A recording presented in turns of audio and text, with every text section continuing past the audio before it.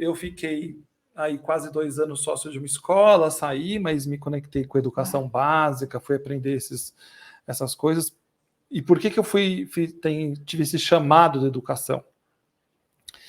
Porque a gente está na educação corporativa, né, Mata? Você está há mais de 10 anos também, eu já estou 20 anos nesse mundo, e eu sinto, eu vinha sentindo e continuo sentindo que a educação corporativa vive num campo de enxugar gelo, muitos momentos. A gente é demandado sempre quase para os mesmos problemas.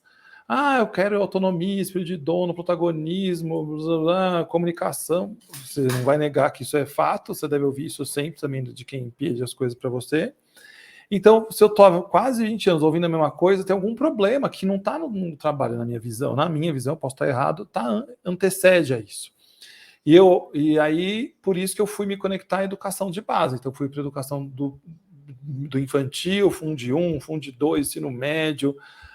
Fui olhar para esse lugar, me aproximar desse ambiente. Então, primeiro como sócio de escola, depois como um curioso, investindo tempo, conhecendo muitas escolas de São Paulo, e no interior e fora de São Paulo, conversando com muita gente para mergulhar nesse universo e me explica o que é educação pública, como está funcionando, e culminando desde 22 na construção do Instituto, né? Então agora eu presido o Instituto que eu mesmo criei, com um grupo de pessoas, e a gente está aí fazendo processos dentro de escolas públicas, com ações que apoiam a formação desse estudante, com esse olhar da formação empreendedora, da formação da educação financeira, da alimentação saudável, do protagonismo, da autonomia.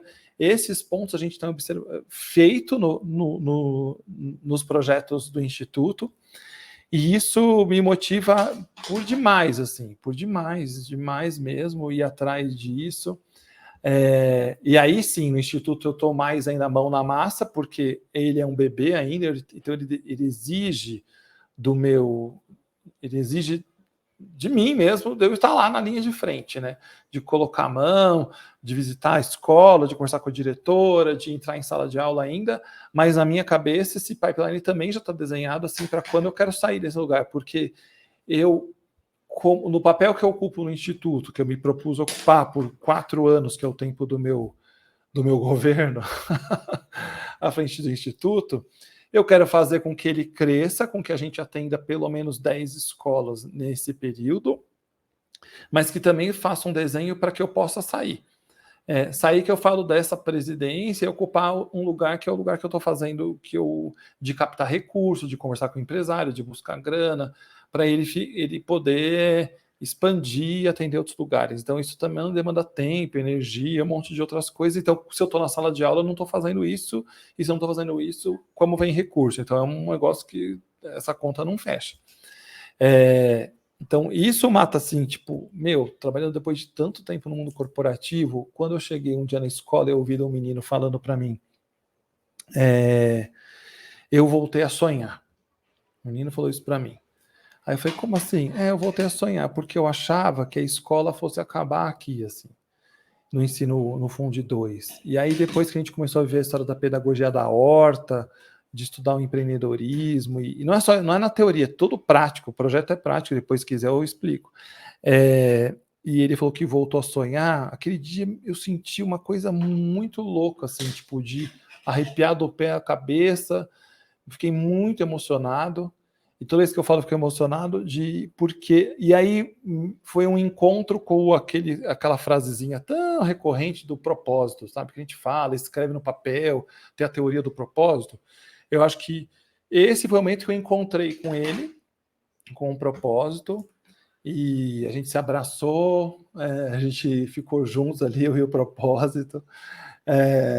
E eu acho que esse é um momento bem mágico, assim, de mais de 20 anos de trabalho, mas não foi no mundo corporativo que eu tive essa sensação de arrepio e de tão ímpar. E olha que a gente já fez coisa junto, eu e você, a gente já foi para a África junto, né, Mata? Você já A foi. gente pode A gente contar, tem livro, tem uma cacetada de coisa, mas assim, esse lugar de quando você escuta o menino falou que voltou a sonhar, a gente encerrou o projeto na Exalc em Piracicaba, e o menino, a gente fez uma roda na Exalc, para quem não sabe, é a Faculdade de Agronomia lá de Pira, da USP, e aí a gente fez uma roda em volta embaixo de uma árvore, assim, em dezembro de 23, e um menino passou a mão na terra e falou assim, eu vou passar bastante a mão na terra para ver se um dia eu volto a estudar nesse lugar. Então, esses momentos, cara, do moleque que ninguém sonha com eles. Tem um documentário que fala, nunca me sonharam. Ninguém sonha com esse povo. Então, ver um menino, uma menina que colocam na agenda dele o sonho da universidade, que para você, talvez para mim, seja meio que tipo, meio, talvez um caminho até natural. Natural, meio elementar, não sei, ou para os seus filhos e para os meus filhos, a gente coloca isso na esteira, mas para essa galera, isso passa muito longe, porque eu tenho que trabalhar, eu nem sonho com o ensino médio, quiçá com a universidade. Então, contribuir de alguma maneira, claro que é uma utopia mudar a educação do país, não é isso. Mas a utopia vai impulsionar a gente, mas contribuir de alguma maneira para ajudar a mudar a vida desse menino e dessa menina. Porque se um deles realmente se modificarem na perspectiva de mundo, na leitura de mundo, na visão das possibilidades de futuro para ele, não mudou a vida dele, mudou o sistema dele.